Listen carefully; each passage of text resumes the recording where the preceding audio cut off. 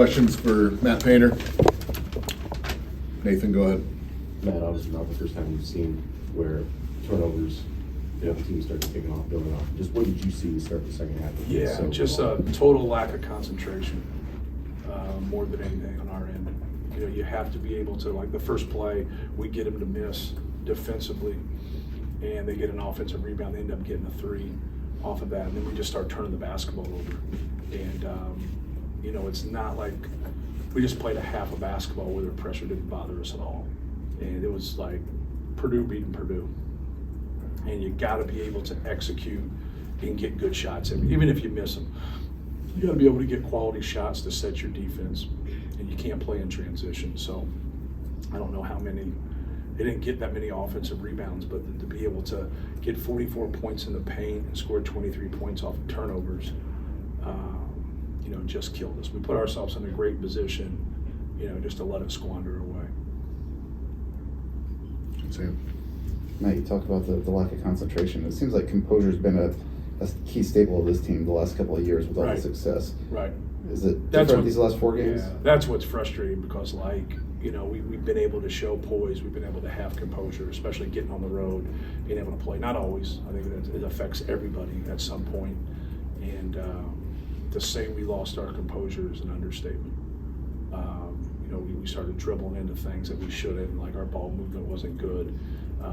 But we have to do a better job. Like to a man, we have to do a better job of just concentrating and executing. And whatever we call, whatever we run, there's a purpose to it. It's not a free-for-all, right? And what they were doing to Trey Kaufman and how they were doing it, like, it was a pretty simple read. It's not a hard read. If they're not going to let you get in there and do it, you pass the basketball and someone else is going to shoot it.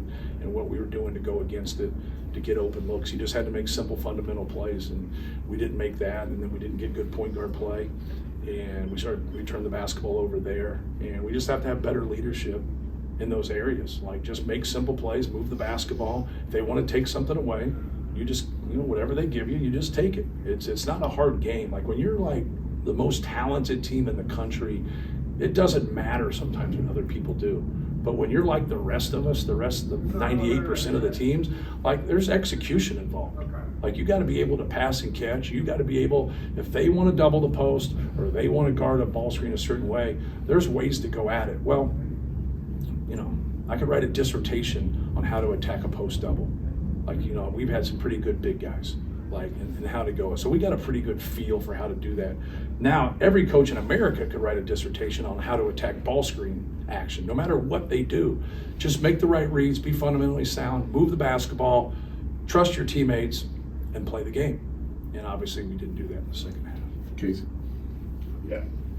You kind of talked this week how being up 12 was a confidence point for your team. Is there another side of the coin where losing those leads tell you something about what your team's doing? Well, it just looked like a lack of concentration to me. I'll have to watch the tape, but like, there's no recipe for turning the ball over a lot and being successful. There just isn't. Like, it just doesn't work that way. You know, you got to be able to play the game without turning it over, but just lack of concentration, you know. And then if things don't go your way, you call a timeout, you regroup, you recalibrate as an individual. You understand, like, hey, because, like, more than anything, like, no matter how you feel, like, you can be angry, you can be depressed, you can be mad. When you're competing and still do your job, that's great you feel that way. That's great that they're loud. But, like, how many times have you been in, like, when you got guys that have played 100 college games, that have been in these venues, that have been in the Final Game, that have been in a Final Four, that have won Big Ten championships, like, doesn't mean you're going to have their best game all the time. But you put your best foot forward all the time, if that makes any sense to you. We didn't put our best foot forward. Like, we just let it snowball. We just kept making it worse. And, like, we got a pretty passionate group, but when that tilts into emotion, we've shown that we've shown our weaknesses.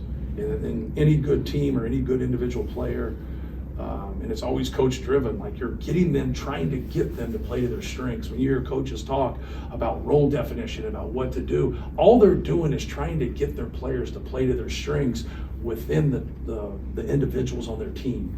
So as you establish your 2, 3, 4 best guys, especially from a scoring standpoint, now you got to be able to fit in there and be able to piece that. But in no situation do you say, like, you know what, he turns it over a lot. That's my guy. I want him. Like that's crazy. But like when we got guys turning the basketball over or not making good decisions that have carried the water for us, like that's hard to take because you've seen them do special things. Like Braden Smith, Trey Kaufman-Renn have done special things for us. They've been fabulous for us. Like I'm fortunate enough to coach them.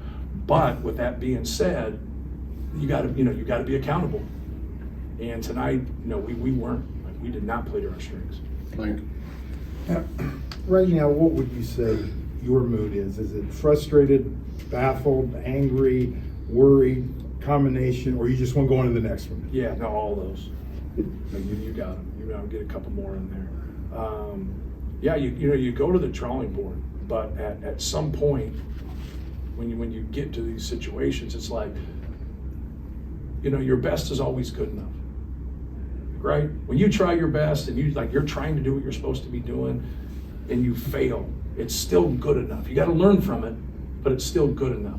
When you don't put your best foot forward and you don't concentrate, it's not good enough. Like, you got to be able to go back and understand, like, hey man, I can't put myself in this position. And so, no different than reading a book the second time or watching a movie that you saw 12 years ago.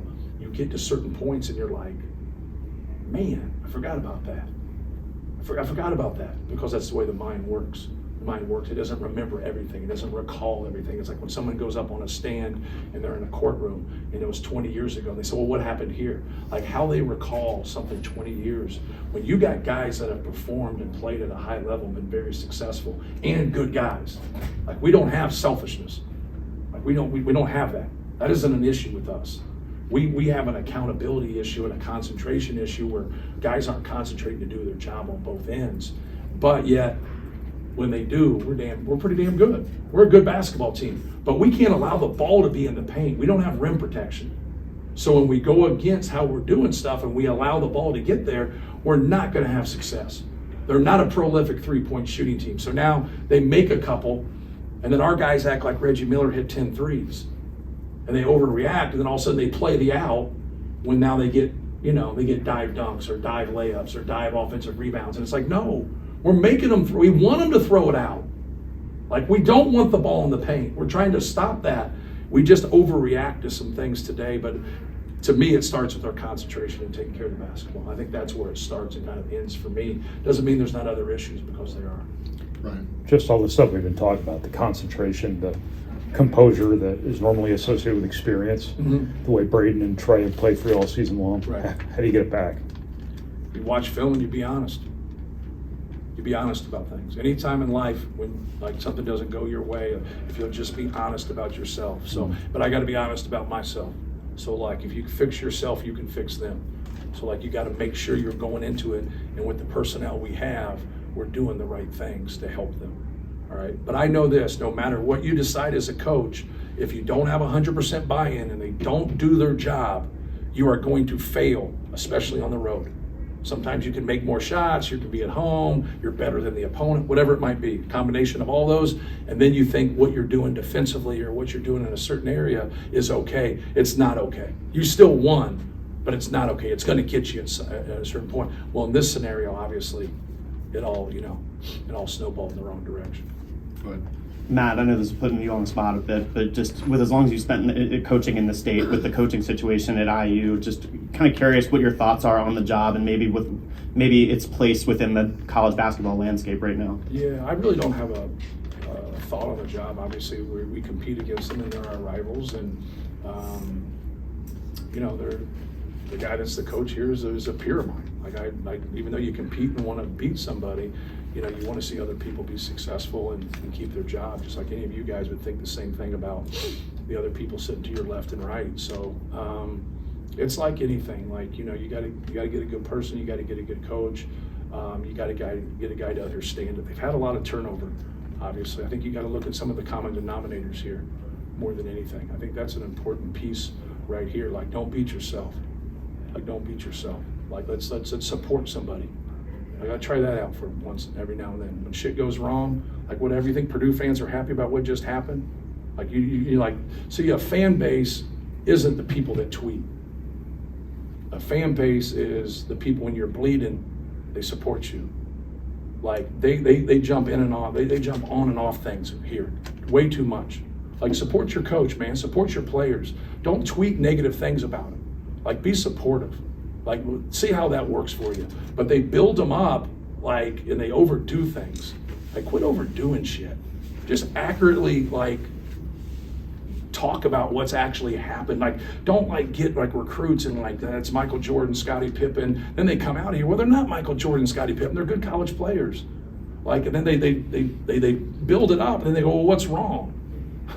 Well, they're part of it, but it's not their total fan base. It's just that everyone has a bad percentage of their fan base now because of Twitter.